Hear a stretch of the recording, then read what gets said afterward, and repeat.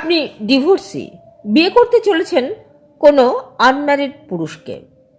আজকে আলোচনা করব ডিভোর্সি মেয়েদের কেমন পুরুষকে বিয়ে করা উচিত। আপনি এই যে আনম্যারিড পুরুষকে বিয়ে করবেন ঠিক করেছেন, বিয়ের পরবর্তীকালে কোনো সামাজিক বা পারিবারিক সমস্যা দেখা দিলে মানুষজন আপনাকেই দোষী সাব্যস্ত করবে।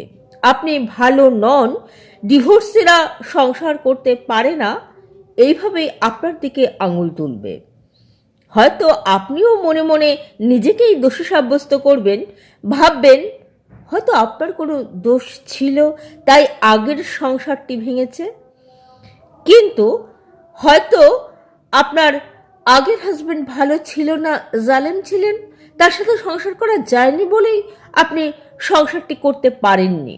সুতরাং বিয়ে করার আগে অবশ্যই ভাবুন কোনো ডিভোর্সি বা বিপত্নিক পুরুষ আপনার জন্য উপযুক্ত।